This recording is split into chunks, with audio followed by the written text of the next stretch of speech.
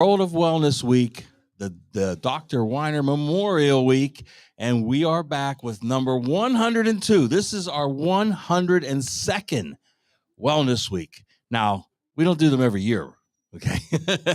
We do them at least 5 times a year. So that's how we got up to 100, okay? And it's been a long time, though.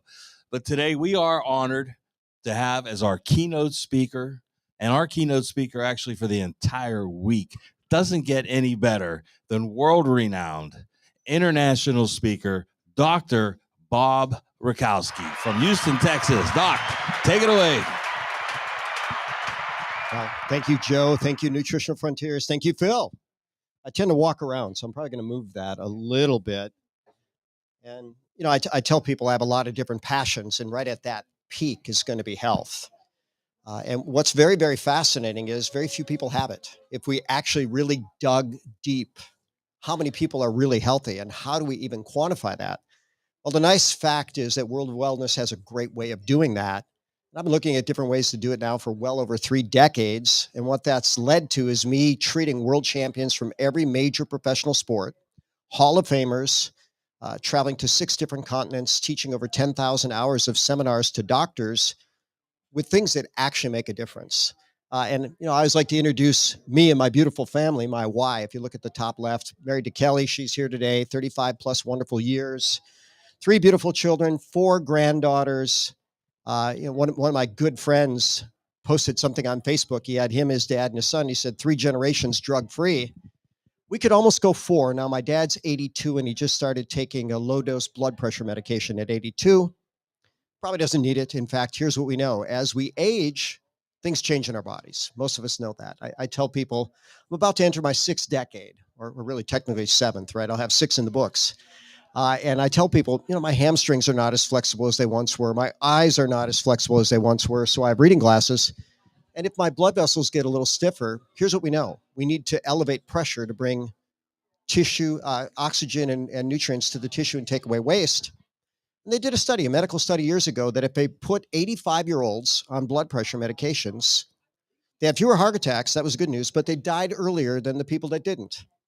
So one of the conclusions from the article was maybe as we age, we need a higher pressure to bring oxygen and nutrients to the critical tissues. But with that said, almost 4 total generations drug-free, and happy to announce that and promote that. But if we start looking at stress, we'll look at the medical literature and find that there's over 1 million published studies on stress. Now, interestingly enough, it never makes the list of the top 10 actual killers on the planet. What really kills people? Well, is it heart disease? Is it cancer? Is it diabetes? Is it Alzheimer's, neurodegeneration? And what I'll tell you, those are all the effects of stress, toxins, malnutrition, and physical inactivity, the things that I call the deadly quartet. So well over 1 million published studies on stress. So certainly it has a negative impact on almost everything within your body.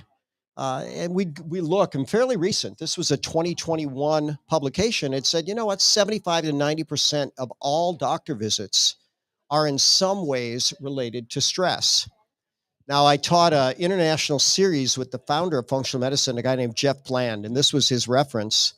And ultimately, he says, pick any tissue, any organ system, any activity in your body that's essentially not fight or flight, and it's going to be compromised in this stress circumstance. So that means your ability to detoxify shuts down. 90 to 95% is what they actually estimate. Digestion is going to shut down very significantly. Heart rate, blood pressure will increase. Interestingly enough, the immune system is shut down. Growth, repair, maintenance, all shut down. There's a world-renowned stress researcher named Robert Sapolsky out of Stanford. One of his claims to fame is he every year travels to Kenya, East Africa, and lives with baboons. And he will study them and their behaviors and how stress affects them. And he'll literally use a blow dart, stun them in a way that they don't even know what happened, draw a little blood and look at their stress hormones. And quite simply, here's what he found out. Stress kills. The animals that couldn't get out of stress mode, that were living in fight or flight, would die early, and they would tend to be miserable, and they wouldn't be a functional part of essentially the herd, or whatever you call a tribe of baboons, right? And so it's a pretty good response or representation of human stress response, mammalian stress response. But stress will kill you and make you miserable every single day. So, fact is, can we do something about it? And the answer is maybe. Maybe we can actually buffer for sure your body's of the effects of stress on your body with really good quality nutrition. Even if you can't get away from the stressor, we can find ways to help your body handle it better. I think that this has always been the top killer on planet Earth. Interesting fossil study when they found fossils, skulls that had evidence of grinding their teeth, they could age the death date of that person that was in that skull, and they died an average of 15.4 years earlier. So think about that. For tens of thousands of years, stress has been the number one killer. So I could easily teach a full day, a million PubMed citations. We can see where that goes, but there's a couple things I want to show. If we look on the left, 3 of 4 people report that stress has a negative impact on their physical health, and 2 in 3 says it has a negative impact on their mental health. And since I teach doctors, I tell people that bodies ignore constant stimuli. And so you may not be familiar with the term cortisol resistance. I'm surprised at how many people aren't familiar with that. Has anybody ever heard of insulin resistance? Or raise your hand if you have. So here's a fact. If we eat too many simple carbohydrates, the body starts releasing more and more insulin because sugar is very damaging at high levels to all the tissues in our body. That's why diabetes is so destructive. So the pancreas keeps releasing insulin, says, get that sugar out of my system, get it out, get it out, get it out. But you might, if you really pay attention, hear a hum in the background, some type of fan. But if we're not paying attention, we don't even hear it. Think about all the sensations that you'd be feeling if you never put on any type of clothing. All of a sudden, boom, you put on a shirt. All those touch receptors are going to be lit up, but you quickly ignore it because bodies ignore constant stimuli. Now, the way it does it with cortisol is it actually decreases the number of cortisol receptors in the bloodstream. Does anybody know, can we live without cortisol? We die. And so we need to be responsive to cortisol. And what's so fascinating is it's a very powerful anti-inflammatory, and that's one of the first benefits of cortisol that we lose as we become cortisol resistant. So since I like teaching from the science, there they show a cell that has a certain number of receptors. And if my body really wants a signal and it's not getting any of that signal, it'll keep increasing the number of receptors, just saying, hey, just give me a little something. But what if there's too much? Well, it goes the opposite direction. It actually decreases the number of the receptors. And that's what happens in cortisol resistance. Now, the technical language is this. Many, if not all, New World primates have elevated cortisol and cortisol resistance. Many, if not all. So, nearly every one of us has too much stress hormone floating in our bloodstream at all times. You might say, wait a minute, I'm not stressed. And I'll tell you what, I've got a pretty good life. I don't feel stressed. But right here, I'm standing under that light. In all probability, it's creating blue light. That's what's being released. And that's what comes from screens. Blue light will actually inhibit melatonin, which we'll talk about a little bit later. But now we find out that melatonin goes back over 3 billion years that they can find it. Even single-celled organisms like amoebas have melatonin. All plants have melatonin. They consider it a universal mitochondrial antioxidant. Those are big terms, but mitochondria make 94.4% of human energy. If you preserve melatonin, if you preserve mitochondria, you keep energy efficiency. If you don't, you get into trouble. So these people are so far gone in their stress model that dexamethasone is a pharmaceutical model of an anti-inflammatory corticosteroid 30 times stronger than our body's own cortisol.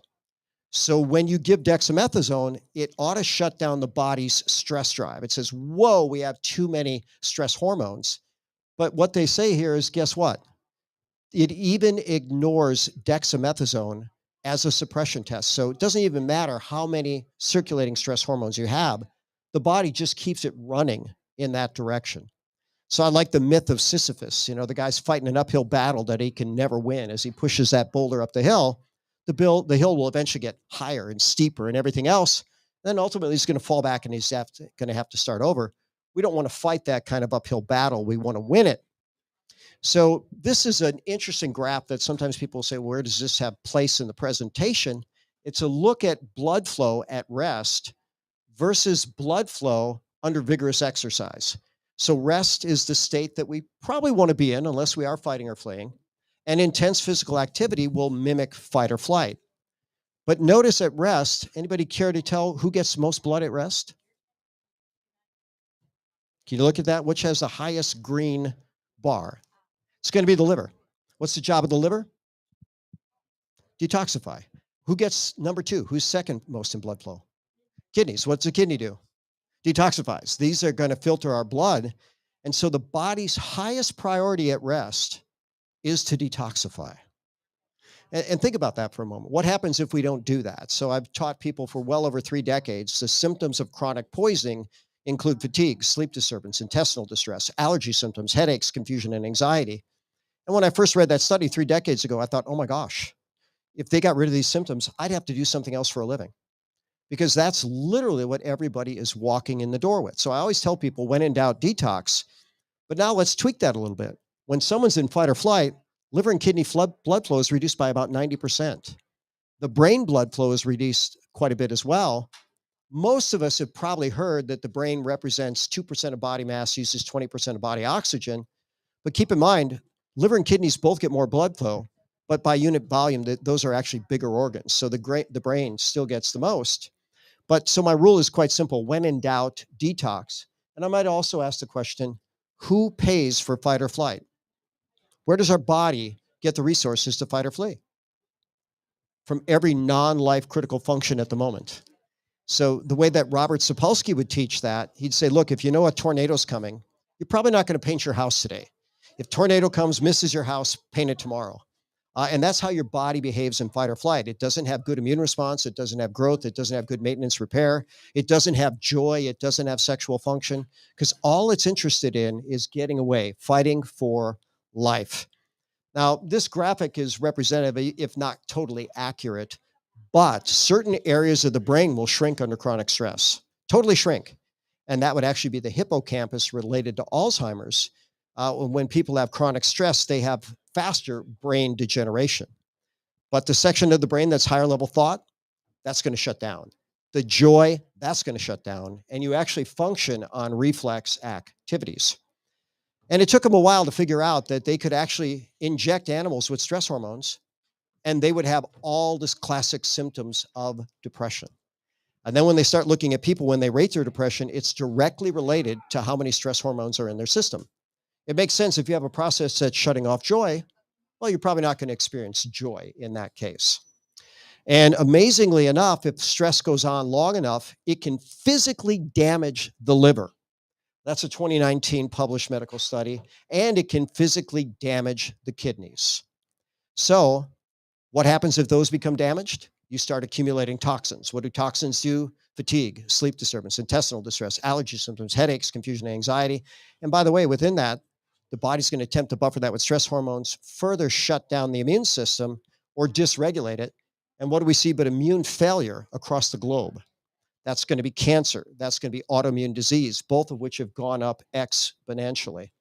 It's moving kind of slow. I guess that's probably the screen right there. So there's this study that talks about the symptoms of chronic poisoning. And again, if you look at that list, that's really what most people are going to doctors for. So now, when the body has cortisol resistance, technical term glucocorticoid, notice what happens. It becomes chronically inflamed with the immune system suppressed. So what happens if your body's chronically inflamed? Do you know? 2 things. You'll both burn up and burn out. The word inflammation literally means fire within. There was a Time cover story called Inflammation, the Silent Killer. Now, inflammation is silent when it exists below the threshold of pain, which, by the way, the vast majority of our population is walking around like that. And if they have cortisol resistance, that process will progress faster. The top cell that's affected by stress is called a natural killer cell. That's our very specific aspect of the immune system that kills viral infected cells and cancer cells. So here's an interesting question. If we were to go back just 170 years here in the US, when they actually started doing census and causes of death, In 1850, what percentage of the US population would you guess died from cancer? Any takers on that? It's actually less than 1%. It's 0.6%. Now, fast forward, in 22 states in the United States, cancer has now surpassed heart disease as the top cause of death. So, what's going on? We've created an environment that creates cancer.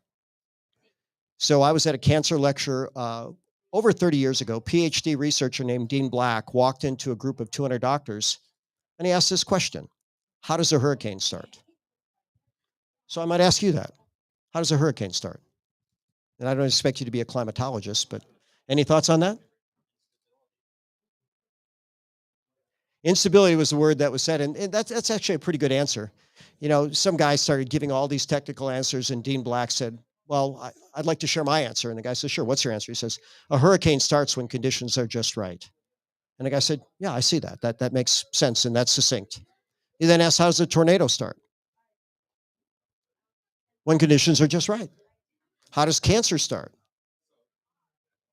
When conditions are just right for cancer. So I'll share.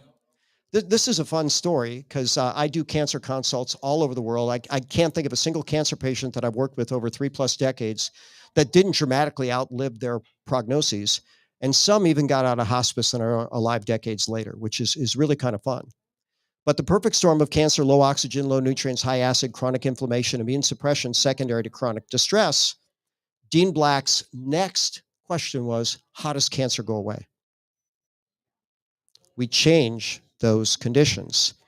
Now, I have a YouTube video. I was at a conference, 520 doctors in attendance. And even though I had some technical data in there, 250 scientific references, I wanted it recorded as a public service announcement. Very, very simply. And there was an oncologist in the 10th row on the right, about 6 rows in from the aisle. I said, well, Dr. Jeff, let me ask you a question. How many of the 350 approved chemotherapeutic drugs improve any of the conditions of the perfect storm of cancer? Do you know what his answer was? None of them. Then I had all 520 doctors in unison, for the purpose of the audio, answer, how many improve the perfect storm of cancer? None of them.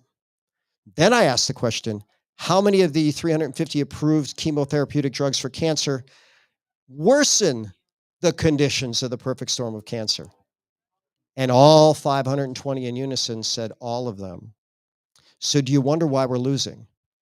Well, if we were to just go a little deeper on this, we're going to find out the things that we're sharing, if people do conventional medical therapy, enhance the killing effect of chemotherapy while protecting the normal cells. They also enhance the killing effect of radiation while protecting the normal cells. So everybody fighting for their life should be stepping up their health, not just purely intoxicating themselves. It's fascinating that you can tell people you're going to suppress your immune system, you're going to break down, ultimately you're going to destroy your brain. But where do they feel it? At their waistline. And interestingly enough, belly fat is where chronic stress is going to store fat first. Then ultimately everywhere. But very, very simply, chronic stress will make you fat by over a dozen different mechanisms. If we start talking about people's love life, here's what we know. You're either making stress hormones or sex hormones, not both. So if you're under a high stress circumstance, and by the way, sex steroids are not just for sex, they're life critical. They're important for the brain, the heart, the bone, the immune system, drive, all that good stuff. And with chronic distress, you're not going to make as much of that. So notice what it says. When you see a PubMed on something, that means it's registered National Library of Medicine, National Institutes of Health, articles written by doctors, for doctors. And it says very, very simply, when people have cortisol resistance, and I'm going to ask the question again, what percent of our population has cortisol resistance? Nearly everybody. I'm open to the fact that maybe 1 in 1,000 doesn't, but maybe everybody. It says anti-inflammatory therapy is mandatory. Now, we have a different strategy about that. We will actually use activated forms of omega-3s, good nutrients to buffer the inflammatory process. And we're going to share about an herb called Ganoderma lucidum, also known as reishi, that modulates the inflammatory process by over a dozen proven mechanisms. Now, on the left, they talk about systemic chronic inflammation being a trigger of essentially every single major degenerative, destructive, chronic disease that people have. Collectively, these represent over $30 trillion a year in sick care problems, which, by the way, I'm going to use the term sick care and I'm going to use the word healthcare. And they use them interchangeably here in the States. But one of my mentors asked this question. We were co-lecturing at a conference 2 weeks ago. And he asked the question, he says, what's the biggest threat to healthcare today? Anybody care to guess? Or your opinion, what's the biggest threat to healthcare? What's that? Well, his answer was health, period, health. So how much money do healthy people spend on drugs or, crazy diagnostic tests and things like that? The answer is not much. And the wellness industry, by the way, is over $5 trillion. The sickness industry, close to 10x that level. Oh, I think I just hit that. Some type of button that shut off my screen. But so here we have, and if you look on the left, I call that the deadly quartet, even though they have different things called out: stress, toxins, malnutrition, physical inactivity, all leading to systemic chronic inflammation, meaning it's going to be everywhere in your body. And that is the leading cause of disability and death on the planet. And just by streaming limitations, it's going to go across a little folder, but I just fine-tune that and call out the deadly quartet. So I was at a conference over 2 decades ago, and there was a world-renowned endocrinologist on stage, and she said, we found something very, very interesting. We now know that the adrenal glands, the anti-stress glands, have melatonin receptors. Now, they didn't know why at that point just yet. And here's what I'll tell you. The gut makes 400 times the melatonin as the brain. Does anybody know what melatonin does in the brain? Sleep. If it's made by the pineal gland, it'll put you to sleep. Well, then here's a question. If your gut is making 400 times that of the pineal gland, why are you not asleep 24/7? Because we have something called the blood-brain barrier. Now, when I was in school 3.5 decades ago, they'd say, well, that was there to protect the brain from toxins. Not really true, because fat-soluble molecules readily cross the blood-brain barrier. Most toxins in our environment are fat-soluble. That's why it's stored in body fat, and that's why toxicity is a top reason for obesity. But very, very simply, what the blood-brain barrier does is it keeps what's in the brain, and what's in the body. So I tell people the neurotransmitter of pain in my body, the peripheral nervous system, one of them is glutamate. In the brain, glutamate is the most excitatory or most powerful pick-me-up neurotransmitter, and at high levels, it can cause seizures. So I tell people, if we didn't have the blood-brain barrier, you might get up in the middle of the night to get a drink of water or use the restroom, whatever you do, stub your toe and have a seizure. Well, that wouldn't be a good idea, right? So we are wonderfully made, and we have that beautiful blood-brain barrier, and our gut can have 400 times that level. But the melatonin binds to the adrenal glands, and notice what it says. It has an effect on ACTH, adrenal corticotrophin responses, meaning it'll help the body self-regulate its cortisol release. And that's very, very powerful. It can also be helpful for total adrenal insufficiency, which is a lot of people. I tell people adrenal failure is called Addison's disease. Now, in my 3+ decades in clinical practice, I've actually never seen a case of Addison's. I've seen a few cases of Cushing's. That's a pathologic case where they're constantly releasing cortisol, usually related to a pituitary tumor. But all of us have a lesser form of that in the form of cortisol resistance, and melatonin helps with that. So I actually recommend 1 to 2 milligrams of melatonin every waking hour. Now, fascinating thing about this, melatonin is not subject, like other things, to what they actually call negative feedback. So you're not going to shut off your own production of melatonin with that. That's been proven time and time again. You won't exhaust it. You'll actually help it. There's very good things with that. And as we look at melatonin, they're actually calling it the next vitamin D. Vitamin D, just in the last 20 years, more than 20,000 published medical studies. Every cell type in the body actually has vitamin D receptors, and it does some very powerful things. And now they're saying that melatonin is going to do that as well. So there was an article entitled The Hallmarks of Cancer, the 10 things that go the wrong way as cancer progresses. Melatonin universally modulates all 10 of the hallmarks of cancer and makes cancer much less likely. Now, if we look at cancer, it's actually America's number one fear before the age of 55. You know what the number one fear after 55 is? Your body outliving your brain. People don't want neurodegeneration, and melatonin will prevent that as well. No toxic effects. Now, they wouldn't do this with humans, but they literally take the animal body weight of melatonin and infuse it over a 24-hour drip in their bloodstream for weeks on end without toxic effect. And I promise you, that's way more than your body makes. So there's no toxicity to melatonin. When we start looking at theanine, this is an amino acid that's found in green tea. It's what's called a GABA facilitator. GABA is the most calming neurotransmitter in the brain. And so it literally puts the brakes on the mental stress. So I'll share an interesting story. So I have a lot of different patients in different categories. And one was we'll just call him a super VIP. And sadly for him, he was going through about $100 million divorce. And he was just being beat up in the tabloids. And so, he calls me one day, a lot of my patients have my cell phone. I like to be of service.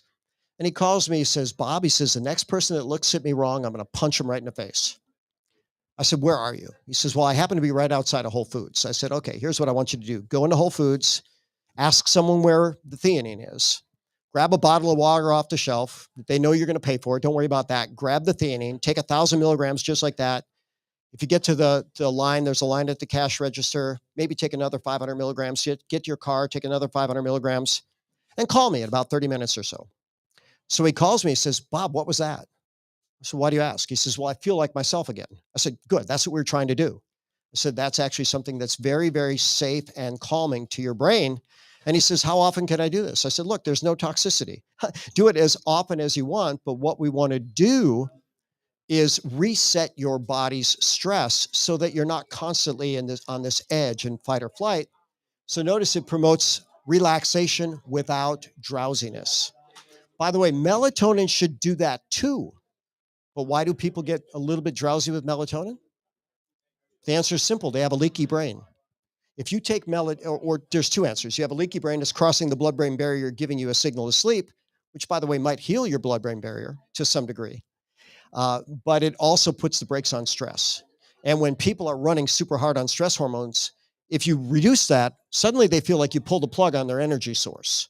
And there's a challenge. So 100 to 200 milligrams every waking hour for GABA. Then we've got Ganoderma lucidum, top superfood on the planet. If we were to just Ganoderma and stress, 277 citations the day that I did that.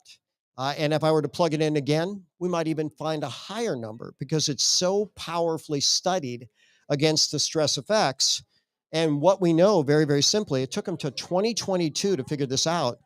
It actually lowers the level of circulating stress hormones in the bloodstream.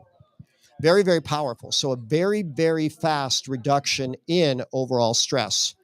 It's a powerful antidepressant, anti-anxiety, anti-Alzheimer's, anti-Parkinson's. It actually induces neural stem cells where you can make new brain tissue. And they even call it the herb of spiritual potency. Now, that's pretty unusual language for the peer-reviewed medical literature. But if it actually calms the body, which it does, if it actually calms the mind, which it does, and it actually calms the spirit, well, why wouldn't you call it the herb of spiritual potency?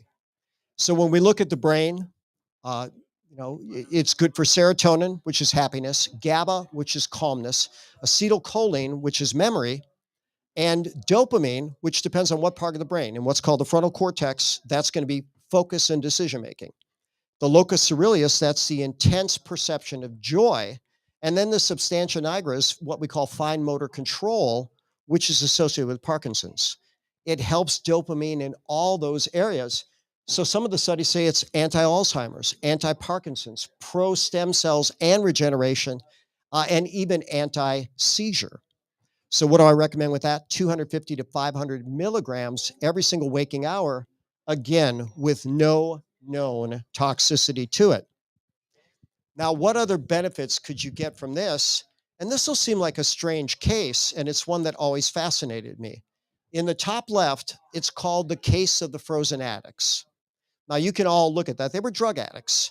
And in Southern California in the early 1980s, they injected a synthetic heroin called MPTP. And they all woke up the next day with Parkinson's. So they went to the hospital, and the doctors went, "Oh, man, that sucks. Too bad for you. But we want some of that drug." So, "What are you talking about? Why do you want that drug? Look what it did to us." He said, "You kidding? Maybe someday we'll find a cure for Parkinson's." So it took them till 2018 to study it with Ganoderma. And if they gave the animals straight up MPTP, they'd all get Parkinson's, just like was expected. But if they gave them Ganoderma and MPTP, none of the animals got Parkinson's. So the title of the article is Ganoderma lucidum extract ameliorates MPTP-induced Parkinson's. And by the way, I'm going to encourage everybody here to be a healthy skeptic. One of my great mentors years ago said, the cure to the problem in the healthcare system is healthy skepticism. Let's say you went to the doctor and the doctor said, "Oh my gosh, I just measured your cholesterol. It's 202. You go, "Well, doctor, what does that have to do with cardiovascular health?" Well, the answer is almost nothing. Almost nothing. But they sell you the idea that it is. And then you take this drug, which is a couple $100 a month, poisons your liver, poisons your body's production of cholesterol, which is life critical, coenzyme Q10, which is life critical, and increases the risk of so many different things. And within 20 months, 84% of people have fatigue, 64% have muscle pain, 10% have memory loss. And you're going to pay for that when all you have to do is just eat one less serving of junk a day to normalize that and your body be better for it. So healthy skepticism is there. But anyway, so look up any of these that you want, and you can watch the live stream replay. I'm sure it'll be somewhere where you can access it. But you start looking at that and say, okay, if it can protect me against MPTP, what else can it? Carbon tetrachloride is one of the most powerful liver toxins that they know. Dose animals with that, and their liver starts to fail and ultimately will fail.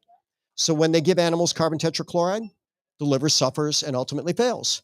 But when they give it with Ganoderma, guess what? There's no negative effect. It effectively detoxifies it.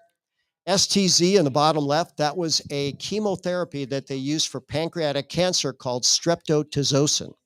They stopped using it because a few doses would destroy the pancreas such that it would no longer make insulin, and they would create type 1 diabetics. But then, guess what? When they gave them Ganoderma and STZ, they didn't destroy the pancreas. They didn't get type 1 diabetes. And it's safe for pregnant women. So they wouldn't study this in humans, but they studied it in rats, and they gave them a known toxin that would cause what's called neural tube defects. A single dose of this, 80% of the animals would be born with no brain, that's dead, a herniated brain, which is dead, or a herniated spinal cord, which is paralyzed. With one dose of Ganoderma, one dose, given with that toxin, it dropped from 80% to 20%. Well, what if we did 2 or 3 or 5 or 10? The answer is probably be even better yet. So one of my teaching points is always bodies respond to frequency, duration, intensity, quality, and timing of stimuli. So since what we do is so safe, I recommend these 3 products every waking hour: melatonin, theanine, and the Ganoderma spores. Now, interestingly enough, Ganoderma is in the coffee products that you saw, the tea products that you saw, if you were looking and on the shelves, and it was awarded the best organic coffee in all of 2022. And there's another award from a different one. We got it later after I presented that, given the total best organic food product, not just beverage, but total best organic food product on the entire planet for 2022. So over 3,000 published studies, highest quality, and that's absolutely critical. So if I were going to go back to the beginning, and I am a picture person, so let me just go back to the very beginning because it's one of my favorite pictures. When I did a consult with Yao Ming decades ago, Yao was sent to me. Do I have Yao? Yeah, I do have Yao there. So he was sent to me, and he was having something that they just weren't getting down to. So the upper right, I don't know why that's looking foggy in that picture. Yeah, I'm not sitting down. He's literally 7'6". But literally, I had to meet with all of Rocket's management before I put him on a protocol. And I'm standing in this room, and there's maybe the next shortest guy is like 6'8". I'm just looking at all these monsters. And they looked at me, they said, almost like pointing a finger in my chest, if our guy flunks a drug test, you'll never practice again. You know, I said, you know what, don't worry. If your guy flunks a drug test, it's not going to be on anything that I gave him, because all of our products, all of them that we use in the clinic, meet the absolute highest quality control standards. And that's what's so exciting about Nutritional Frontiers, World of Wellness, and Ganoderma infused coffee, because there are their quality certifications. So you know you're getting the cleanest, the purest that is absolutely available. And you start looking at this. So the world consumes 2.2 billion cups of coffee every day. Now, most people can't even appreciate how big a number that is. So here's what I tell people. 1 billion years ago, no life on planet Earth. 1 billion days ago, no human life on planet Earth. 1 billion hours ago was the old Stone Age. 1 billion minutes ago was the Roman Empire. 1 billion seconds ago was 31.7 years ago. 1 billion cups of coffee ago, well, it was probably 6 a.m. till now. So think about that. How big is that? And what if, instead of putting something in the body that would acidify the body, not really help it move forward, suddenly became the healthiest thing that you did over the course of a day? And so you start looking at Ganoderma lucidum. It would be easy enough to put this one slide up and talk about it for a week. And I'll share with you, I had a woman that was battling ovarian cancer. And they gave her a 1 in 1,000 probability of surviving. And her brother was a government worker, a phenomenal researcher. And she says, I'd like your help. And by the way, this doctor is recommending this particular herb, Ganoderma lucidum. And by the way, there's dozens of studies about it in cancer. It's proven against 16 different types of cancer. It has a positive impact on all the perfect storm of cancer, increases oxygen, increases nutrients, modulates the inflammatory process, enhances the immune system, alkalizes the system. In fact, it's the most alkaline food on the planet. Then you start looking at this list. What does immune modulation mean? It means it'll balance your immune system for the better no matter what's going on. So if you have an allergy, it can calm it down. If you have autoimmunity, it can calm it down. If you have an infection, it'll help you kill it. If you have cancer, it'll help you kill it. And by the way, what if you had all four? Well, medicine would say, oh my God, what are we going to do? One drug pushes you that way, another drug pushes you that way. The beauty of God's pharmacy is it says, look, we're not limited that way. Whatever optimizes the body, we're going to do. Anti-cancer, anti-diabetic, antioxidant, which would be actually anti-aging, anti-atherosclerosis, anti-heart disease, anti-fibrotic. I want to tell this story because when scar tissue starts to build in the body, it can be a problem.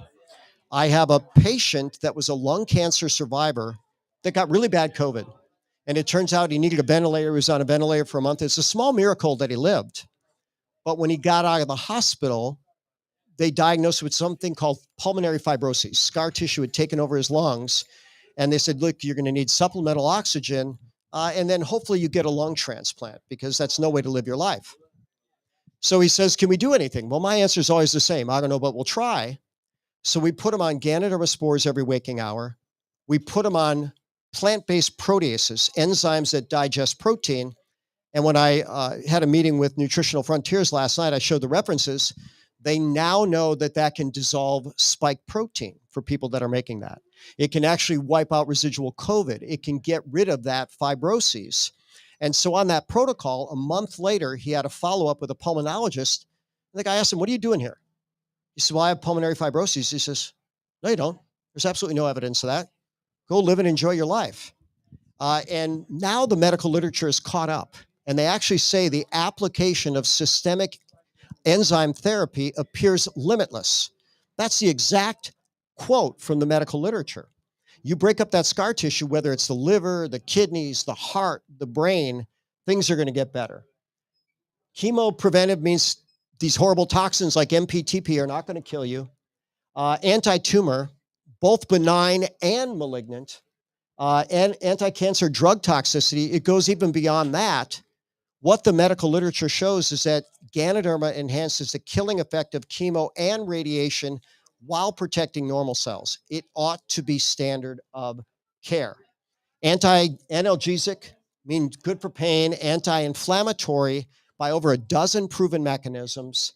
Anti-nociceptive, another term for pain. Antimicrobial, it can even help the body kill MRSA, which stands for methicillin-resistant Staph aureus, that kills over 100,000 people in U.S. hospitals every single year.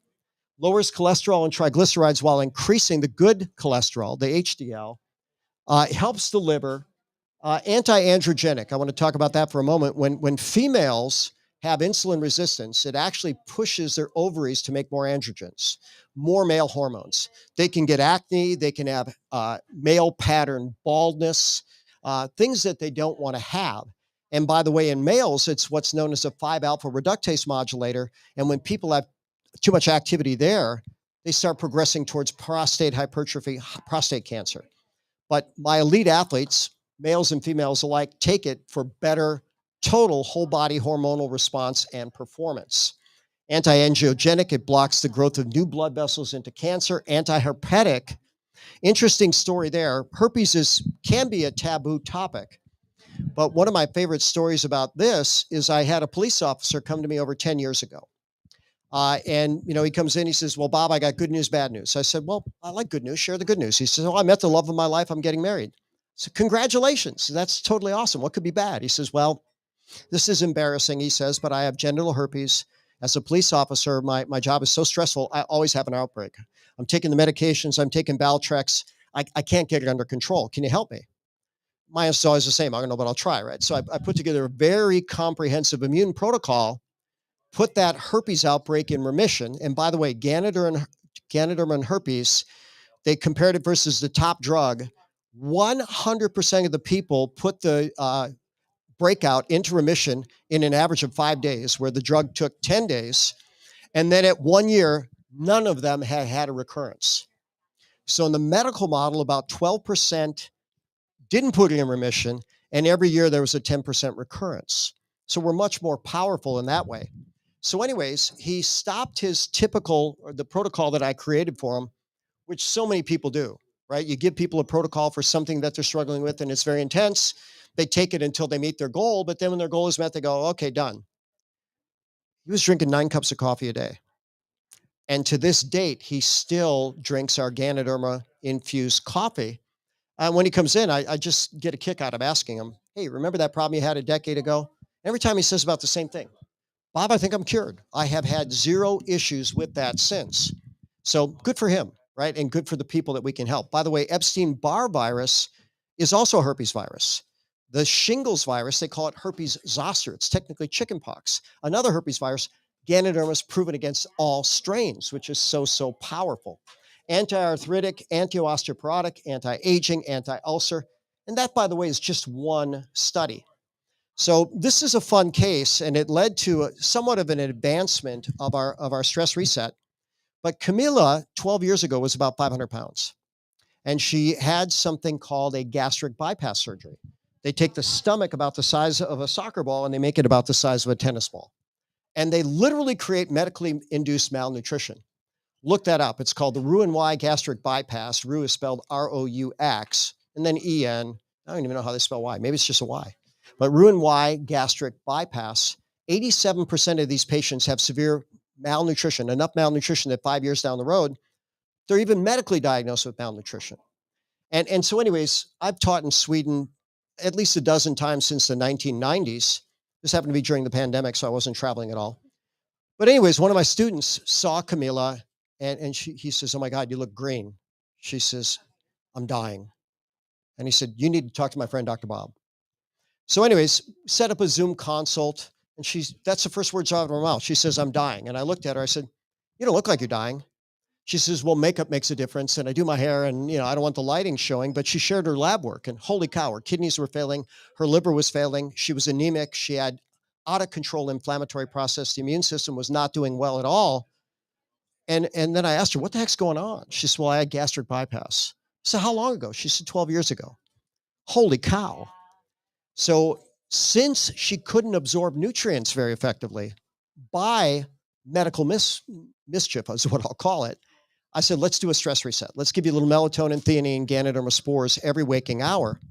Well, 4 days into it, she basically, sends me a message. She says, this is horrible. I feel worse than ever. Why would you do this to me? Well, then we started talking. I said, guess what? It seems that it's working. It seems your body's finally detoxifying and starting to get ahead of this. Well, within 2 weeks, she got her life back. And she says, this is so amazing. I need to share this with the entire world. So literally, we've been doing a European series. She says, certainly every gastric bypass patient needs this, but why not everybody in the world? Because many, if not all, New World primates have elevated cortisol and cortisol resistance. So when we put the brakes on that, everything gets better. Everything gets better. Brain, immune system, metabolism, body composition, joy, all those things pick up, and we can do it relatively easily. And, I used to put people on about a 7-day stress reset when I started it. Now it seems that most people need 10. I kid you not. They're in such a bad loop of nonstop running stress. We need to break the pattern. We need to get that reset. We need to get that cortisol actually controlling the inflammatory process and getting the body healthy. And it's absolutely my number one go-to intervention. It doesn't matter to me if you're a world-class athlete or fighting for your life, you will benefit in every tremendous way. So here's the question. Do you have any questions about anything at all?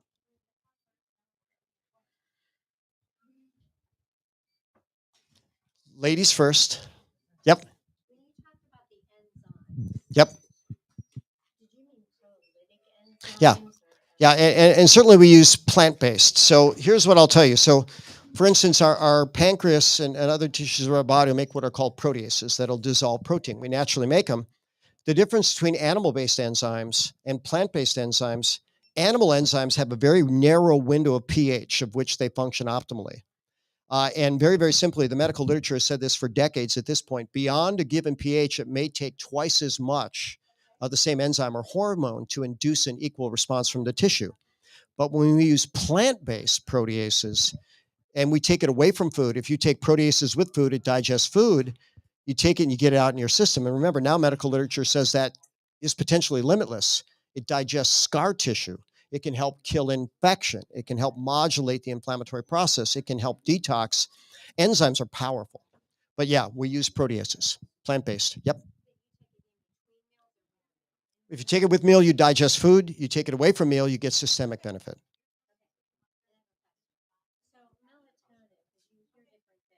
Mm-hmm. Yep.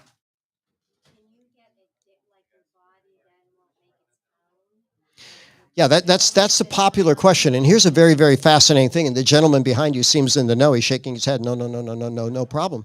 And it doesn't appear to be. I mean, we've been studying this for decades, and there does not appear to be negative feedback. And you look back and, we could share some of the latest and greatest info, but now they know every single organism that they've looked at makes melatonin, whether it's an amoeba or a plant or whatever, we all make it. So it's critical throughout the ecosystem.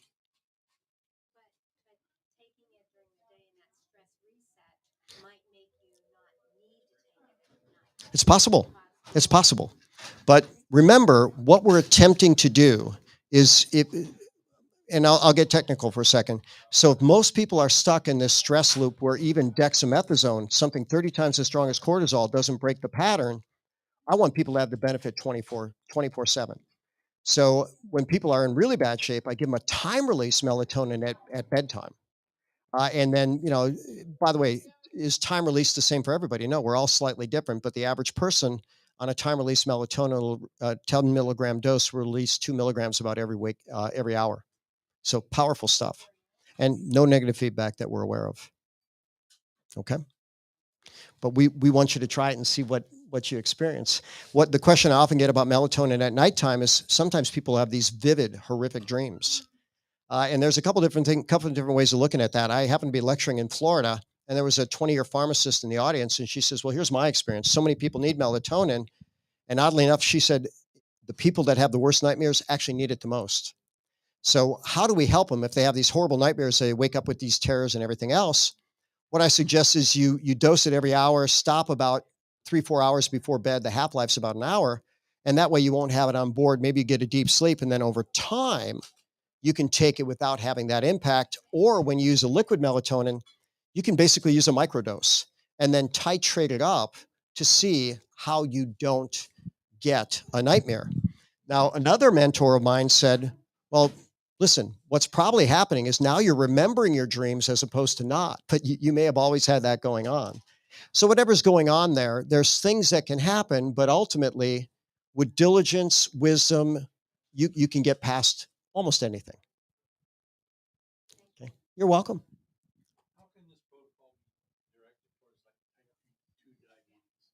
Well, it'd be very powerful for type 2 diabetes. So, first and foremost, in a stress circumstance, epinephrine, norepinephrine, the fast stress response, and cortisol, the chronic stress response, all oppose the action of insulin. They all raise blood sugar for what's known as anaerobic glycolysis for you to fight or flee. It's very inefficient energy production. Uh, Let me know if I go on too long with this, but cortisol is called a glucocorticoid, and that means it actually makes sugar. Now, what does it make it from? It makes it from amino acids. Where does your body store amino acids? Lean tissue, muscles, organs. So those things begin to break down to free up amino acids to fight or flee, and you're not fighting or fleeing. Now, if we were actually to look at uh, Ganoderma and what they call the pathophysiology of diabetes, there's a number of things that go on there. But the top drug in the world called metformin, it modulates or actually blocks a liver enzyme called PEPCK. Ganoderma does the same thing, but without the downside. It protects the beta cells of the pancreas, the cells that actually make insulin.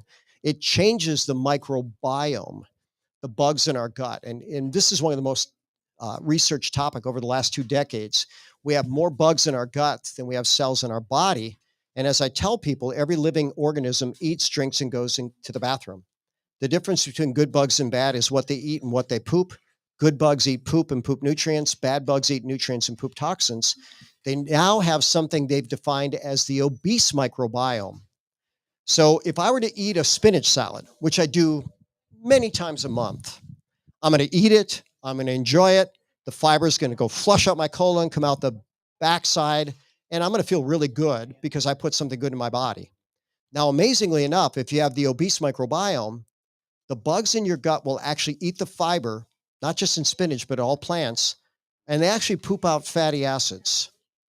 So you could actually have a 2,000 calorie effective meal from something from someone else that you might even burn more calories chewing it.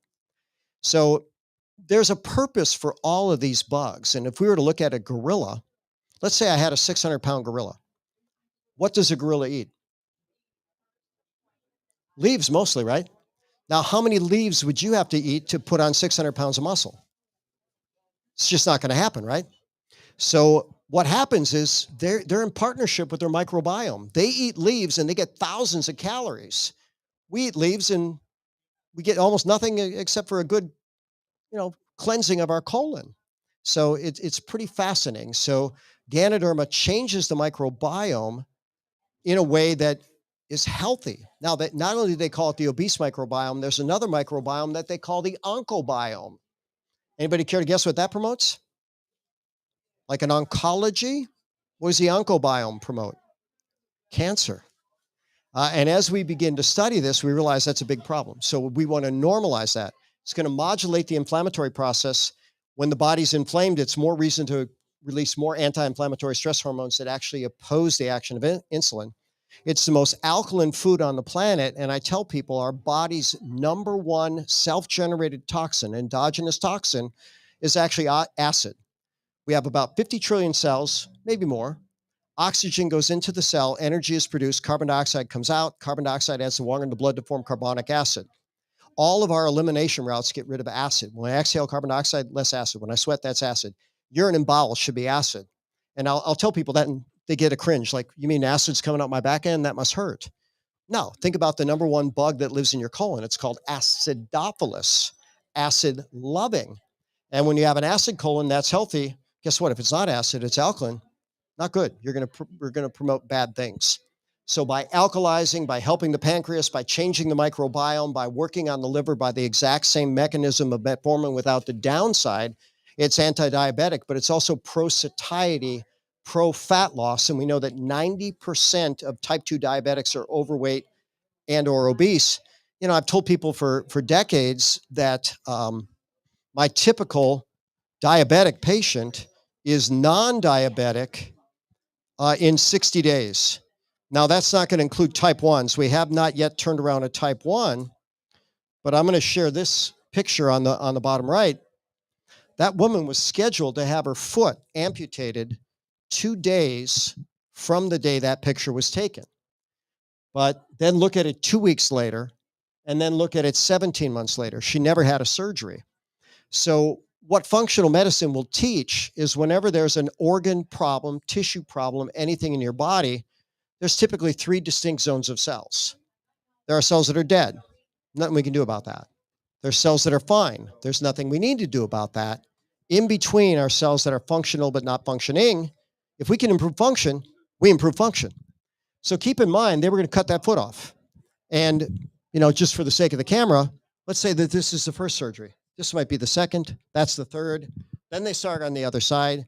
Then you go blind. Then your kidneys fail. Then you die, and you never have another good day. But you look at Maureen, and I've got multiple videos of her on, on my YouTube channel and things like that. She says, I can't believe this. Why don't doctors know about this? They were content to let her run a hemoglobin A1C, the 120-day average of sugar, at about 7.0, which is still in the diabetic range. And sugar at high levels will destroy, ultimately, your body, mind, and spirit. It just will. It's very, very, very destructive. It creates crusty proteins known as advanced glycosylated end products. Eyes, nerve, blood vessels, very, very critical. So it dramatically increases risk of heart attack, stroke, top cause of blindness, amputation, etc. But we got her down to a 5.0. And she's been there. And interestingly enough, she got her youthful curly hair back. When she was walking through a grocery store on her foot, she happened to run into her podiatrist, and he looked at her. He said, "What are you doing walking?" She says, "I saw this natural doctor, and my gangrene resolved. In fact, my diabetes is much better." So you might imagine he automatically said, "What's this doctor's name and number? I need to call him. What's he doing for these patients?" By the way, I've got 4 different cases of limbs that were supposed to be amputated. Maureen's was actually the worst outcome. Some of those toes fell off. The other 3 cases, we have total preservation of the tissue and total resolution. So this is not a one and done. We've had people on cardiac transplant lists get off of it in as fast as 10 days. Kidney transplant, liver transplant, completely improve their function in such a short period of time, they no longer qualify for the transplant criteria. So isn't that fascinating? As long as you have cells that are functional but not functioning, if you have a pulse, you have a prayer. Not that each of our cells have a pulse, but believe it or not, they probably do. They probably have a rhythm to them. And if we make them better, then we get better. It's a really fun game. Other questions? Anything, by the way, is fair game. Mm-hmm. Yep. Yep. No known drug interaction, no known toxicity, but I'll share a story, and it just happened recently in my clinic. So I had an individual come to me in 2015, and he wasn't in good shape. He was about 50 pounds over fat. He's taken half a dozen medications, hypertensive, diabetic, depressed. Medically, they call him hyperlipidemic, taking cholesterol meds, all this other garbage. And we put him on a protocol. And it's a matter of 6 months, but he lost the 50 pounds, normalize or optimize his blood sugar, his blood pressure, his blood lipids, etc. Well, then fast forward, he did good for a period of time. Then during the pandemic, Jack Canfield, who was one of the co-authors of Chicken Soup for the Soul, he said, and he used 70s terminology, and I think most of this crowd will resonate with that because I certainly do. But he said during the pandemic, people are either going to become a drunk, a chunk, or a hunk. Are you going to drown your sorrows in alcohol? Are you going to eat yourself into oblivion? Or are you actually going to be proactive and learn that instrument and write that book and get yourself in shape? And what do you think most people did? They became a chunk or a drunk. But I do see a few people that really, really maximize that period of time. Well, this guy went to the drunken chunk category. And now he comes in and he's sicker than he was before. So he's taken 3 different blood pressure meds, statins, antidepressants, anti-diabetic meds. And I said, look, we did it before. Let's do it again. So we put him on a protocol, and he's very good. When I put people on a protocol, I say, look, as you get healthier, you should not need these medications. So I want you to check your blood pressure daily. I want you to test your blood sugar daily. And what did he find? He found that both of these were dramatically improving. Well, interestingly enough, the day that he had the follow-up in my clinic, which was just 10 days after we put him on the protocol, he measured his blood pressure that morning. It was 90 over 70. And don't ask me why. He's a smart guy. He took all three of his antihypertensives, all three of his blood pressure meds. So he comes in my clinic. I draw his blood for a simple test. I get the tube ready. I go in the other room, put it in the centrifuge. I come back. This guy's out cold. He's just passed out, unresponsive, whole body sweat. I put a pulse ox on him. At least he's got oxygen. I measure his pressure at 60 over 47. I went, this sucks. So we call 911, right?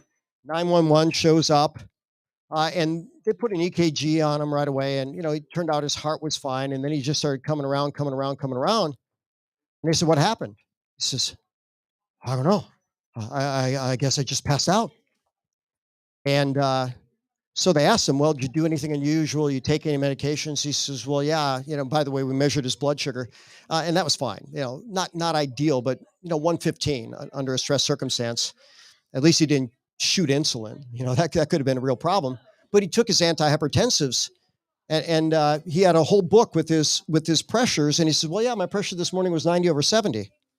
So why the heck did you take your medication? He said, I guess I was just in the habit, So he knocked himself out. By the way, adverse drug reaction to prescription medications kills over 100,000 people a year in the United States. So these things can be quite risky.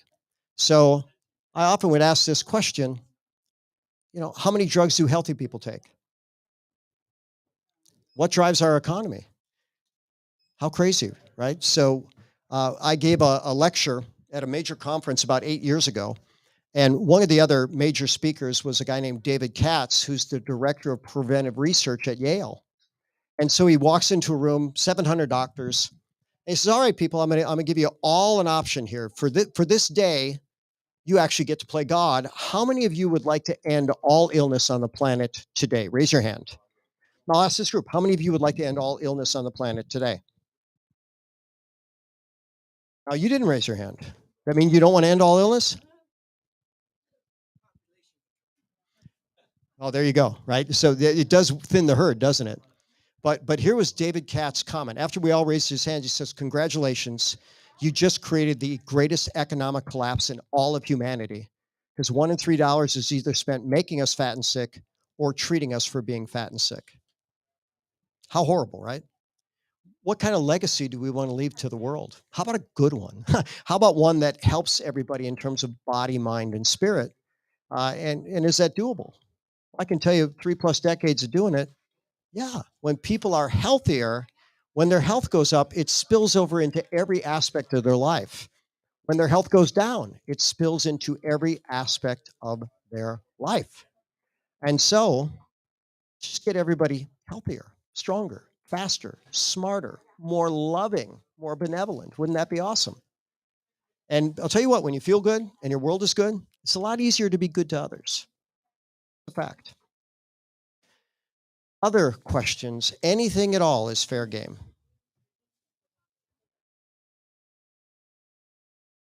Welcome. You caught the back half of it.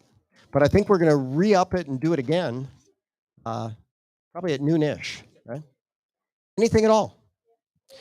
So the last thing I want to share, part of what we've done is we partnered with World of Wellness and with Nutritional Frontiers. And Jamie Dorley, one of the co-founders, he and I go back over 20 years. I was, one of the major speakers for a nutrition company called Metagenics. Traveled all over the world teaching for them. And interesting enough, Metagenics has been sold twice.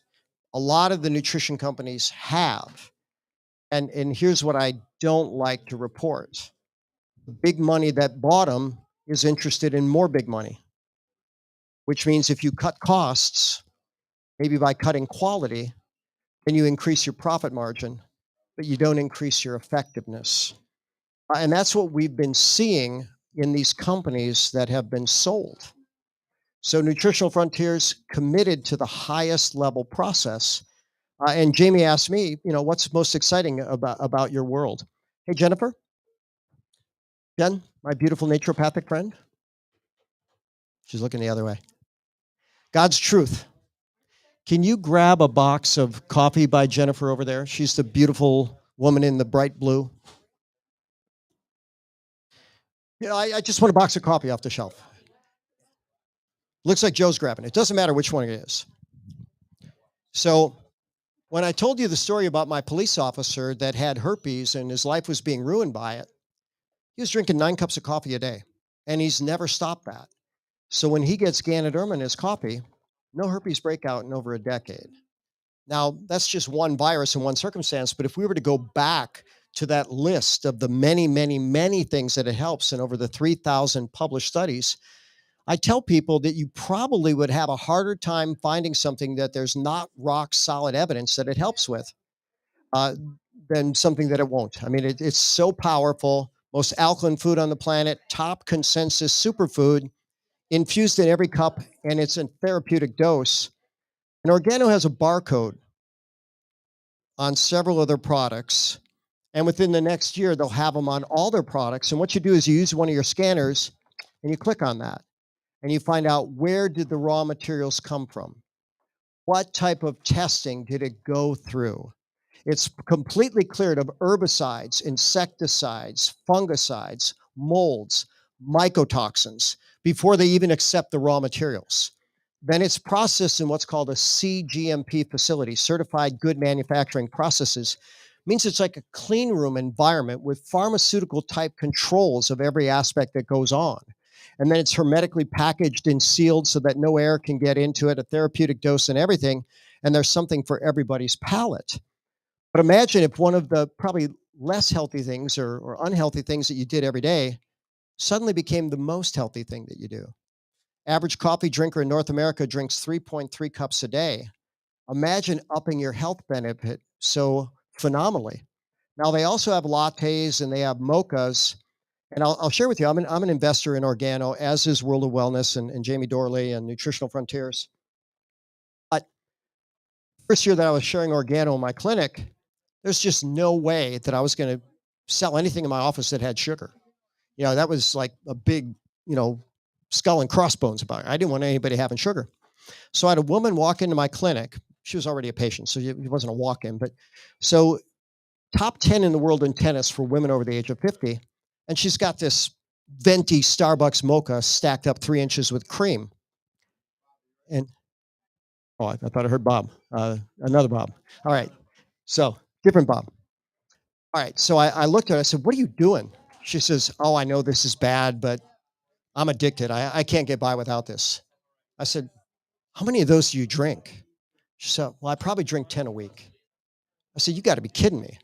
I said, "Let's get you a better option." So we had the mocha in the back storage closet. I wasn't going to sell anything with sugar. But I went to the back, blew the dust off the box, not in front of her, ripped off the package, pulled out a sachet, dumped it in a cup, made her a mocha. She literally took one sip and she said, "That can't be healthy." And I said, "Why do you say that?" She said, "It just tastes too good." Well, I hadn't done the comparison because I had no reason to. I wasn't going to sell that stuff, period, end of story.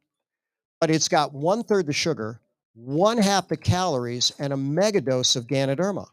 Starbucks, forget it. Lots of sugar, lots of calories, no Ganoderma. So, anyways, the week of Thanksgiving, 10 years ago, she lost 4 pounds of body fat. Now, we do very precise body composition testing. So she was shocked at that. And all it was changing her coffee. But here's the deal. Now she drinks it every day. That's her mocha. That's her coffee. Her body moves towards better. And there's a book called Royalty Income. And the subtitle is Do the Work Once, Get Paid More Than Once. So guess what? The average coffee drinker that I introduced to this coffee 10 years ago, average coffee drinker, I've been paid over 12,000 times for them doing that. And here's an interesting thing. We would love your coffee business, and I always give people 100% money back guarantee. Leave with a box. If at the end of that you're not 100% satisfied with how it tastes and how it makes you feel, I will refund every penny, every single penny. Now, how many refunds do you think I've given in 11 years? None. Nobody asked for it. Now, I did have one person that said, I really don't like that coffee. I said, "You want to try a different one?" Well, we give them a different one because there's something for every palate. I tell people this is the bold blend. The King is the smooth blend. We have what's called the Royal Coffee that has Ganoderma, cordyceps, and lion's mane, the top 3 medicinal mushrooms, and people get better with every sip. So that's what I'm encouraged to. If you don't like coffee, drink the tea. If you don't like coffee or tea, use the capsules. Company also has soap and toothpaste that are beyond amazing. We could show you some before and after skin things. And I can be kind of rambling, but I was telling a story to Joe yesterday when I saw the OG Smile on the shelf. I said, Joe, have you used this yet? He says, not yet. I said, listen, once you switch to that, you're never going to use any other toothpaste. So as a chiropractor, kinesiologist, I get close to patients. And I had a patient, and I won't speak bad of anybody, but this woman had a serious challenge. If she walked in the front door, you could smell her breath at the back door. It was that bad. And I lectured at a dental conference. And by the way, I found out there's people that have sulfur gas producing bacteria in their oral cavity. And so it stinks like a skunk. And hers was so bad. So on that particular day, my associate doc said, hey, so-and-so's coming in today. I said, okay. She says, let's flip a coin. Let's see who's treats her today. I go, all right. Well, it was her lucky day. She didn't treat her, I did. And so this patient comes in, and, one, I'm going to honor anybody. And, I mean, if Mother Teresa could deal with someone that was, as sick and stinky as you could imagine and still be loving, I can too, right? But it was hard. Almost try to hold your breath. So I crack a joke, and she laughs. And I look, and her gums are just bleeding. And I looked at her mouth. I said, oh, my God, your gums are bleeding. She says, oh, I know. I've got this really bad problem with my mouth. I said, well, let's fix that. Sold her a tube of toothpaste. I said, look, you want to get faster. Bodies respond to frequency, duration, intensity, quality, and timing of stimuli. Brush your teeth at least 5 times a day. And let's just see if we can't clear that up. Guess what? She comes in a week later. Her breath is 80% better. Comes in another week after that. She's perfectly normal. Guess what happened? Her love life improved. She got a boyfriend. She got engaged. She got married. And a month ago, she had her first baby. And what a wonderful story, because I'm pretty confident that wouldn't have happened without just a simple suggestion. Now, I'm not saying that she wasn't brushing her teeth. People will. And Joe asked me, he says, what about silver toothpaste? Hey, that's an antimicrobial. But how about something that promotes tissue health? How about something that alkalizes? How about something that modulates the inflammatory process by a dozen mechanisms? How about something that enhances tissue healing, even post-surgical trauma? All that good stuff. Wouldn't that be a better choice? He says, yeah, that's going to be my brand from now on. Yep.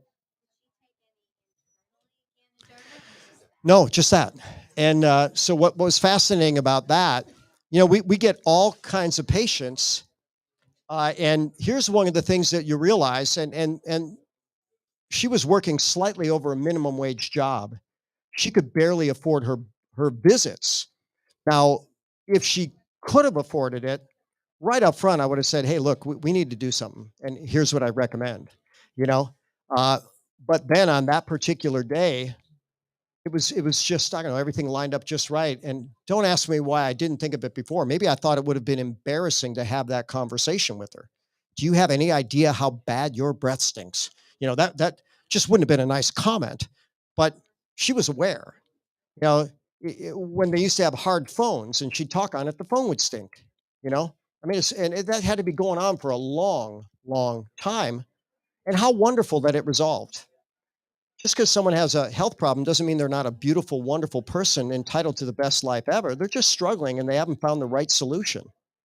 And ultimately, that's what we're all here to do, is to lead people in a direction that'll help them get better so they can help the world get better. And in fact, that's what one of my mentors says. He says, look, we all have the same ultimate purpose in life. Now, you might have a hard time imagining that, but here's what he said. We're here to show up as our best self in service to something bigger than ourselves. And I tweaked that. We're here to show up as our best and getting better self in service to something bigger than ourselves. And what a wonderful way to empower the world. Any other questions about anything at all? We have one from online. Online? Yeah. Does any NF products have Ganoderma in them? Do you know?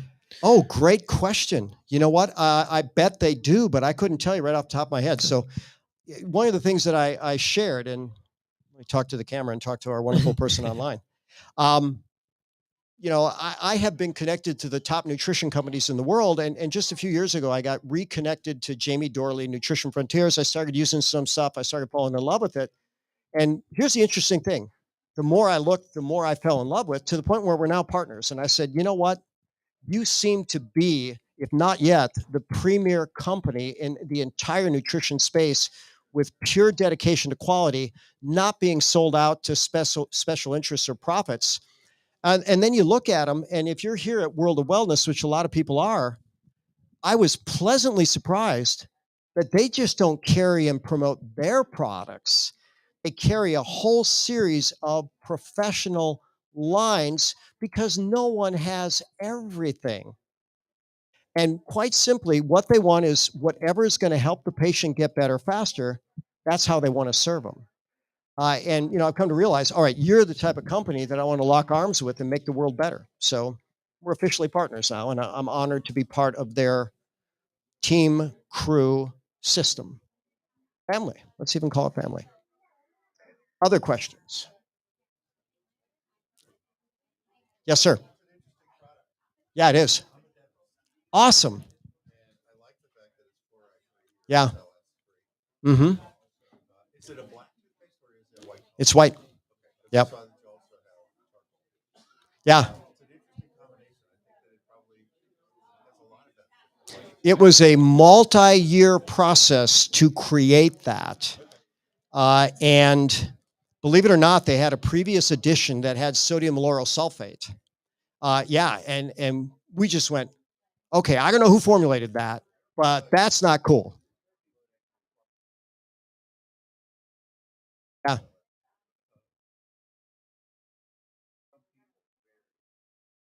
sure.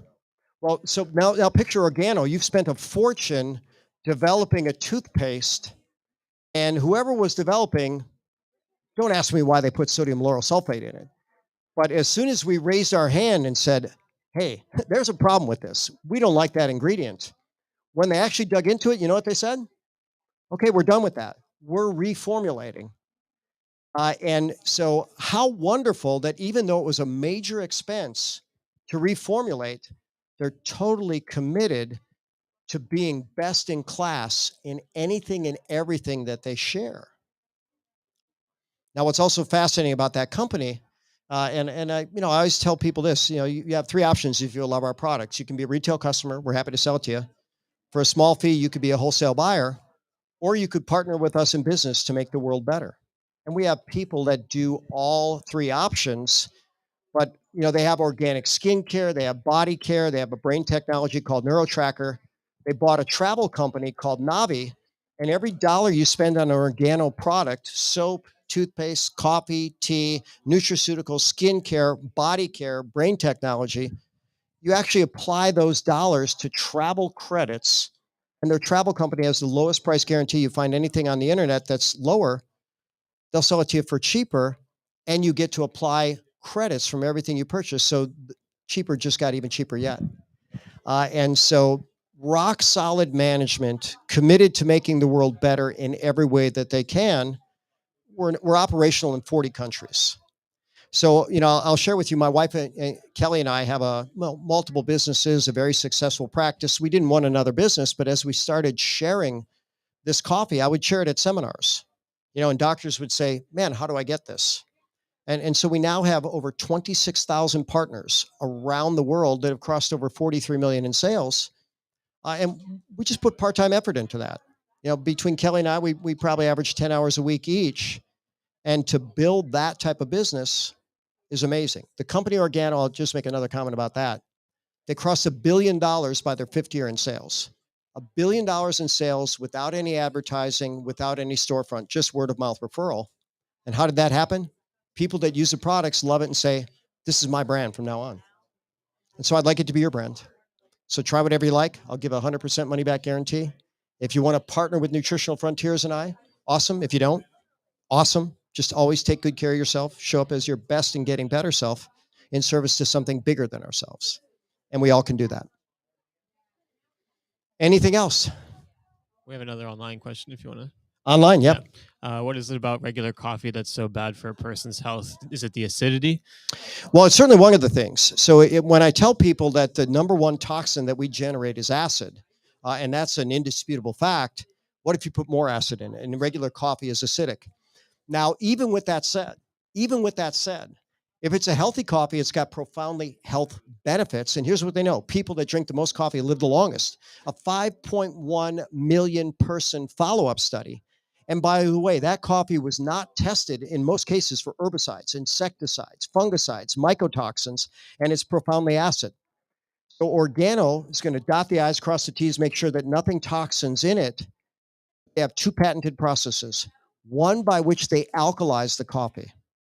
And I'll tell you that I think it's 79% of people that don't tolerate coffee don't tolerate it because of the acidity. It starts burning their gut. We have people that have literally active ulcers that can drink our coffee because it's alkaline. That's the beautiful thing. The second patented process is how they extract the nutrients and infuse it, and it applies more specifically to the component of the mushroom called the Ganoderma spore. That's how the mushroom replicates. Some of the bioactive components in the spore are 75 times more concentrated than that's found in the flowering body called the Ganoderma lucidum. And they have a patented process by which they extract the nutrients with 99.9% nutrient bioavailability. Their next closest competitor, 15%. So that means we're nearly 700% better than the closest. And by the way, that's in terms of nutrients. And we're 300% cleaner on comparison trials. So the company's done what they need to do to be premier, and essentially they're there. Now, here's a fact. We have a better product. The world consumes it daily, 2.2 billion cups. Let's share it with the world. Let's get the world healthier. So it's 100 to 130 milligrams per cup. And the reason we don't give a precise measurement is because guess what? Beans grow under different growing conditions. Caffeine's a natural insecticide. It actually is in at least 60 different species of plants, and it's pro-health by a number of mechanisms. But one of the challenges, there's a lot of people that don't handle caffeine very effectively. But you'll probably handle this with ease. But one thing I tell people, and you're a dentist, so you'll catch this, and maybe we have some other practitioners. When the body processes caffeine, the first liver enzyme that acts on it is called cytochrome P450-1A2. That is the enzyme that helps to clear the body's most toxic estrogens in the healthiest way. Caffeine has a chemical makeup that's called trimethylxanthine. So it's got three different methyl groups, and methylation is something the body does 1 billion times a second. It helps to activate hormone receptors, brain receptors, helps the body to detoxify. And the reference is this. You can look this up. BRCA and coffee, BRCA, the cancer gene, which, by the way, has probably been around for tens of thousands of years, but now it's so active because of our sick environment.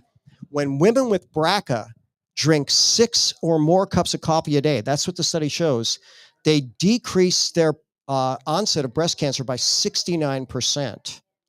And likely because of that healthy, driving the enzyme that creates healthy detoxification of estrogen. The liver actually has a dozen different enzymes that begin to process estrogen. That's the healthiest one.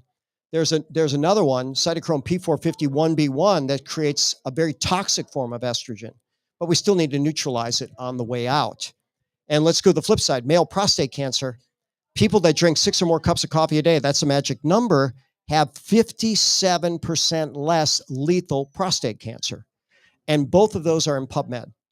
And it likely is related to the estrogen clearance, the antioxidant status, and maybe some of the benefits that we haven't even discovered yet. So it's very, very powerful and effective and healthy. Other questions about anything at all? Or more online? What I tell people is, and you know, sometimes I even have to apologize for it. You get me talking about health, and my record is 10 hours a day for 12 straight days in Europe. You know, I got to tell you, I love health. I love leading people in that direction. And if you looked at the title that I gave that presentation, Health Made Easier and Delicious.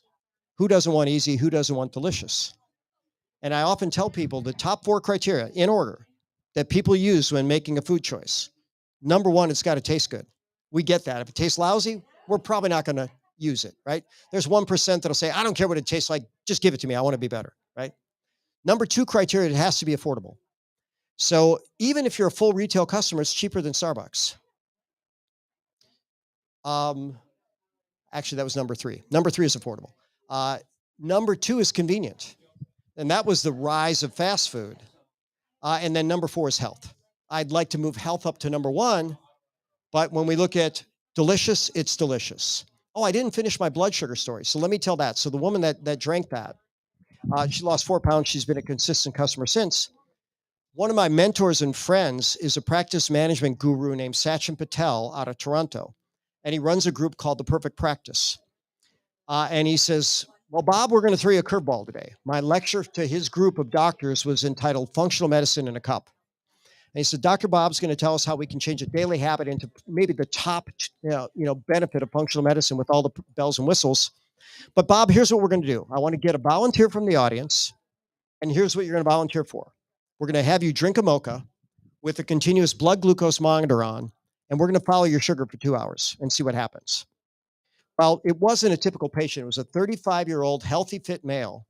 But over the course of 2 hours, his blood sugar didn't even go up a point.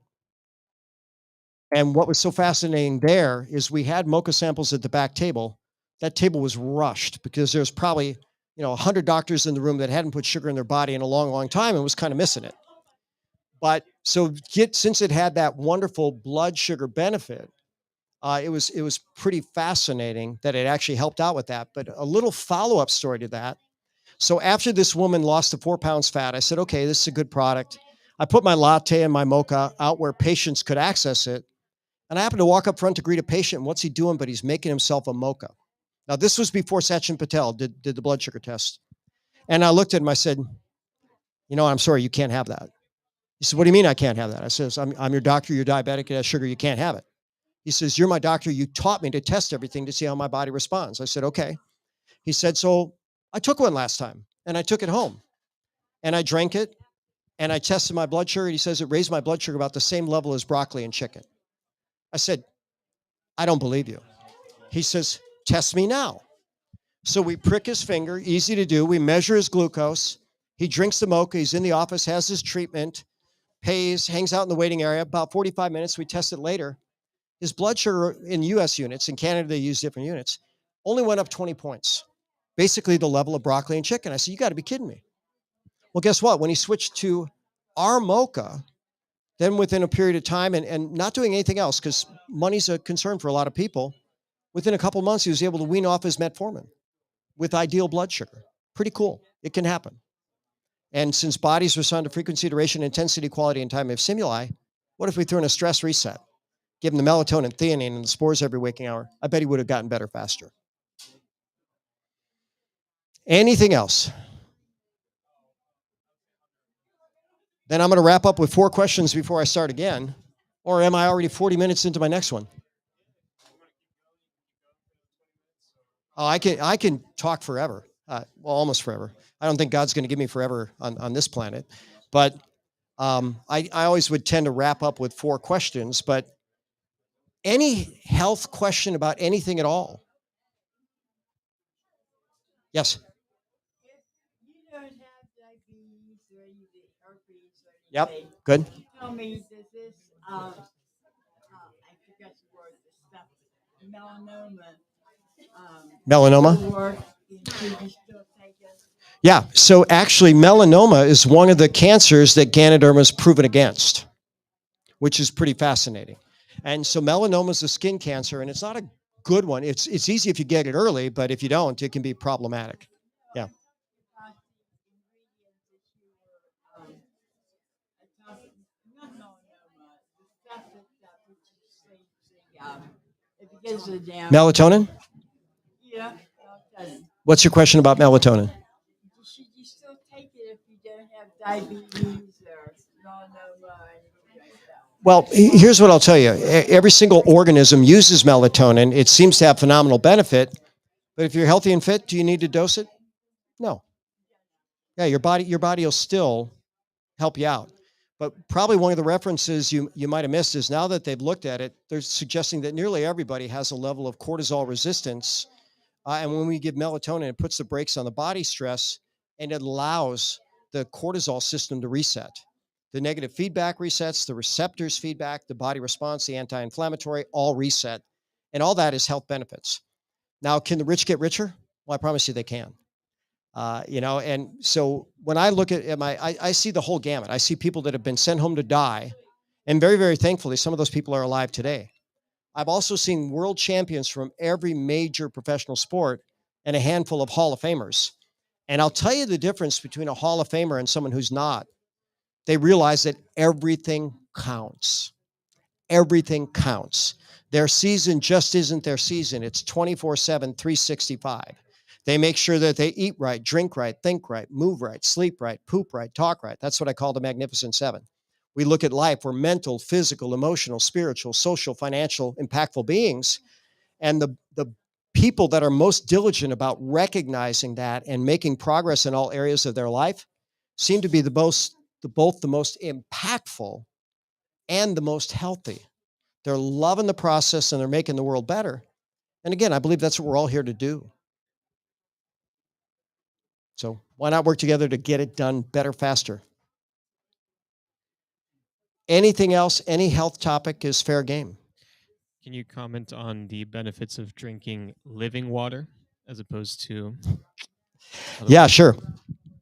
So one, there's an interesting book, and it's written by a guy that was in an Iranian prison, and it looks like his name is Batman. And the title of it was Your Body's Many Cries for Water. And all that he could treat people with was actually water, which is so fascinating. And guess what? A lot of people got better. So in Chinese medicine, your water is your youth. They have fire, metal, earth, water, wood. And as water goes away, so does our youthfulness. So I tell people we start out life like a grape and we finish, if we live long enough, looking like a raisin. And we all want to live that long, right? But as the water goes away, that's a problem. So now there's a TED Talk, and there's a reason for this divergence. So there's a brain researcher named Daniel Amen. He's written 30, 40 books. He's done at this point, over 200,000 brain scans. But when he did his TED Talk in 2013, the title of his presentation was What I Learned from 83,000 Brain Scans. Well, I decided to parallel that, and I said, what I learned from 10,000 body scans. And here's what I learned. Most people are dehydrated, like almost everyone. Now, when I say dehydrated, it's not that they don't have enough water in their body. Sometimes they're even swollen. It's the water's not in the right place. Nutrients draw water into the cell. Toxins draw water from the cell. 1/3 of our body energy maintains an ion pump called the sodium-potassium pump. And as we lose our energy efficiency with age, we lose the efficiency of that pump.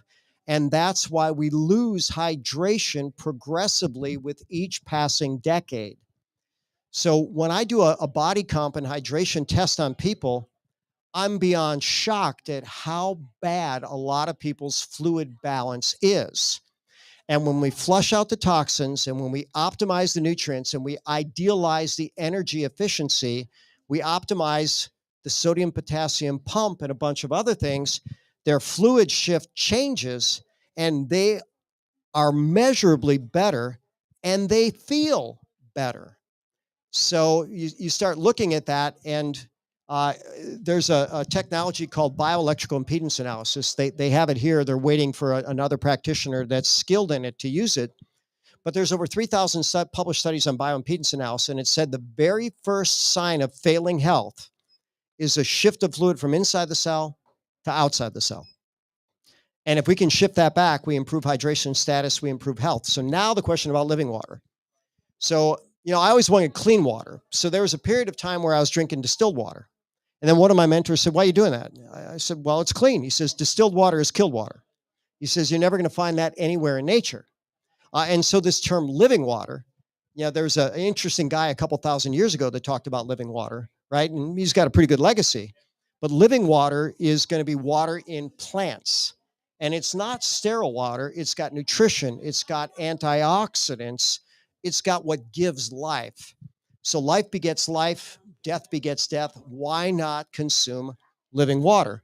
So there's a huge advantage to it. Now, has science dotted every I and crossed every T on that? No way, and we never will. One of my mentors, and by the way, I like to learn from people with different backgrounds, different skill sets.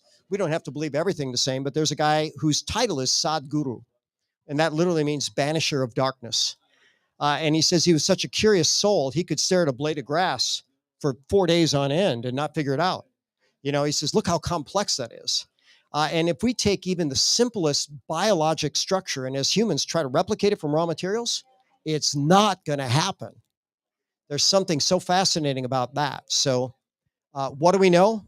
Well, we know everything. And okay, do we know this for sure? I'm going to tell you that I believe that everything we need to stay healthy is in God's pharmacy. That doesn't mean man's pharmacy never has a value. If you're going to die and you die without a medication, take that medication. But the guidelines are to take the lowest dose for the shortest duration. Now, my first degree is electrical engineering, so now we have a little overthinking problem. Because what's the lowest dose? 0. What's the shortest duration? 0. So you give the single dose, you violated the FDA guideline on that, right? But even the Hippocratic Oath, they're thinking about changing. First it said, first do no harm.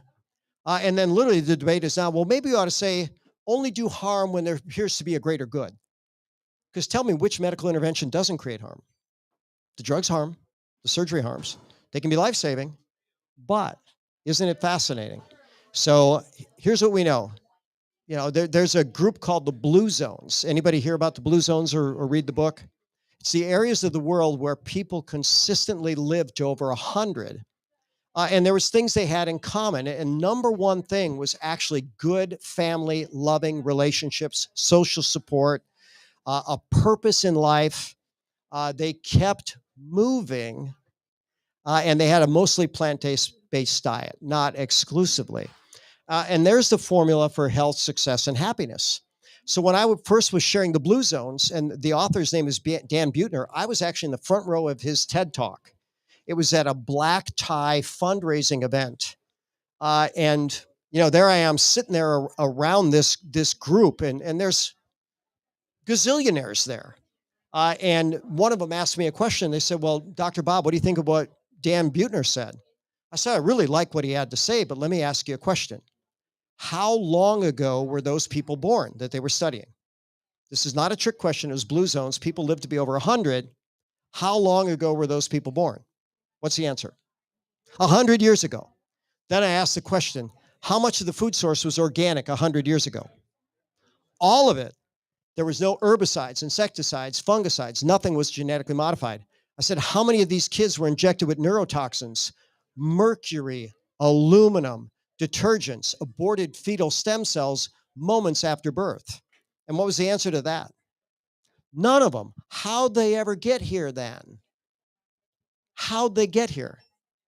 Because God put all that we need. Now, could immunization be a good thing? Sure. It certainly could be. So if I were to tell you the story of immunization, vaccination, there was a procedure called variolation for smallpox. And what they would do is if someone had a smallpox lesion, let's say you had one on your arm, I'd take a razor blade or something sharp, I'd cut it open. They didn't have razor blades back then. And then I'd cut my arm, and we'd go like this.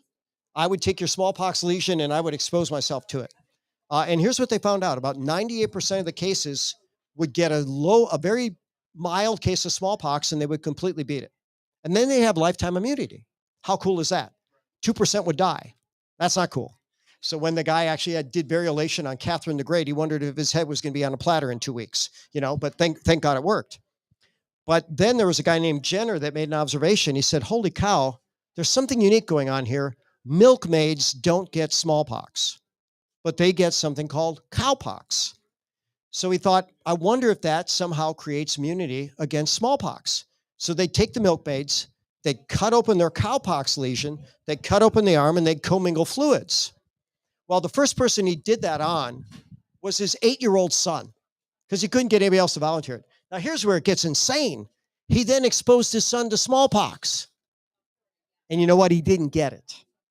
And that was the birth of what we'll call modern-day vaccination.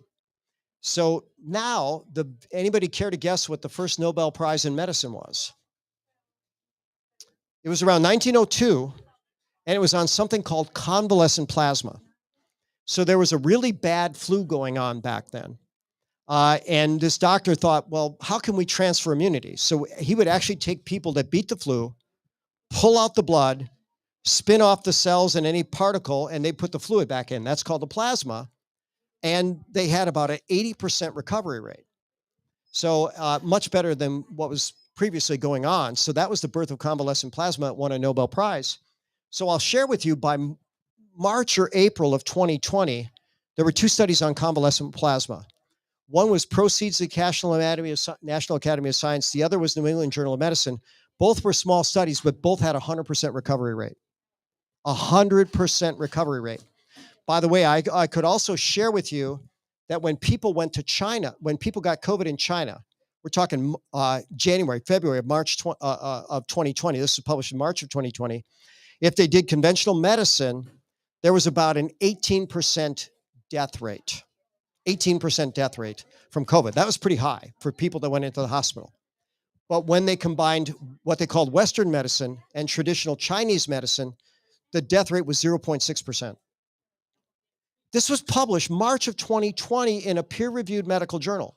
And I might ask the question, why was that not standard of care? Why was not convalescent plasma standard of care? Well, most of us weren't really knowing what was going on. And my new friend here, who's pretty insightful, said population control. And I would look deeply into that because you got to wonder, how could they have gotten it wrong so many times? I was listening to a medical doctor. He says, you know what, if you ask an expert 10 questions, you're shocked if he gets 1 wrong. You're beyond shocked if he gets 2. You'll never see him get 3 wrong. But to be wrong 10 times out of 10, that's intentional. That's intentional. It has to be. Absolutely has to be. So back to this convalescent plasma story. My parents are in their 80s. So I said, all right, convalescent plasma, 100% cure rate. I'm worried about mom and dad. I'm going to get COVID. So what do? I talk to my patient base. Who has COVID? I want to go hug a family member. Who's got it? Who's got it, right? So I hugged a bunch of COVID patients. And guess what? I got COVID in 2020. I got the real deal. I didn't get the one that had mutated down so many times. And every successive generation gets weaker, not stronger in its ability to kill. If you kill your host, you got no place to live. That's not the virus's intention. So I get this COVID and, I quarantined for 10 days and my wife never got it. How fascinating is that? But at any rate, I said, good, now I'm covered. If mom and dad get COVID, I'm getting on a plane and I'm going to go give them some plasma. Well, they didn't get it till like December of 2021. My sisters are in medicine and we don't agree on this at all. They thought everybody should get the shot. Oh my God, mom and dad are going to be in trouble. My mom and dad said, no way, right? So anyways, they got COVID. I sent them all the nutrients, including Ganoderma, activated omega-3s, the resolvin form that Nutritional Frontier sells, a few other things. And they were completely over it in 5 days. Completely over it. Now, both my mom and dad grew up in the era where I think smoking was cool. So they both smoked from about age 20 to almost age 50. And then my dad had a quadruple bypass. And very, very fortunately, he had a good doctor who says, you don't quit smoking, you're going to die. And my dad said, I don't want to die. Well, then quit smoking. And they both quit. But my mother had lasting lung damage. So she's got a little bit of chronic obstructive pulmonary disease. You don't want that in COVID. So I also sent her up a pulse oximeter where you can just put something on your finger and measure the oxygen. And I said, Mom, I want you to keep measuring that all day long. And then she calls me maybe day 3 and she says, well, son, my oxygen's 92. What do you think? I said, I don't like it. Get outside, expand your chest, breathe some fresh air, walk among really fresh plants. And she did that. And she came back in and she said, okay, it's 97. I said, perfect. Keep doing that. And there's a process that they call forest bathing. And it originally came out of Japan. And if people would spend a weekend in nature, the plants release something called phytoncides, chemicals within the plant that can fight off infectious and different things like that. We absorb some of that from the plants, and there's proven immune activation and improvement for 30 days after a weekend in nature. So it's all here for us. By the way, if we were to talk about this carbon thing, oh my God. Do you know how much of our atmosphere is carbon dioxide? It's like 0.4%. Do you know how much the temperature's gone up in the last 10,000 years? Like a degree. And it's a cycle that's been going on forever. So one of my great mentors, and I'll use this quote again, he said, the ultimate cure for the problems in our sick care system is healthy skepticism. If people really looked at what was going on with a critical view, they'd say, you know what? Human beings have been on the planet for a long, long time. Every time we start studying plants, we realize they have more and more good things to offer us. And oddly enough, the flip side is generally true. The more we look at pharmaceuticals, the more we see a downside. That certainly doesn't mean there's not good drugs. There certainly are. But remember, lowest dose, shortest duration. And only when you're in a crisis that really justifies taking a chance on something toxic. When we follow those guidelines, I think we're going to live better longer and hopefully lead a bunch of other people to better health too. Other questions? Anything at all is fair game. We do have one medication. Let's cut it. Oh, cut the feed? Okay. Thank you.